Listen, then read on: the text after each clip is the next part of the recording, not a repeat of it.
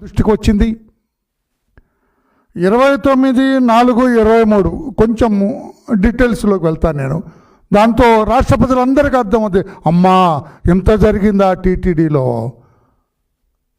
స్వామివారి దగ్గరే ఉంటూ స్వామివారి దగ్గర జీతాలు తీసుకుంటూ స్వామివారి సొమ్ము తింటూ స్వామివారికే ఈ రోజున ఇంత అన్యాయం చేస్తారా అనేది రాష్ట్ర ప్రజలందరికీ కూడా అర్థమవుతుంది. 29/4/23 రాత్రి 11 గంటలకి పోలీస్ స్టేషన్కి వెళ్ళారు. నేను ఎందుకు రాత్రి 11 గంటలని నొక్కుతున్నా అంటే ఉద్దేశం చెబుతున్నా నేను. రాత్రి 11 గంటలకి ఆనాడు వై సతీష్ కుమార్ అని assistant vigilance and security officer, అతను ఒక రిజర్వ్ పోలీస్ నుంచి వచ్చిన అతను. రిజర్వ్ పోలీస్ నుంచి వచ్చాడు కాబట్టి ఈ ఇన్వెస్టిగేషను కేసులు ఈ పరంపర వాళ్ళకి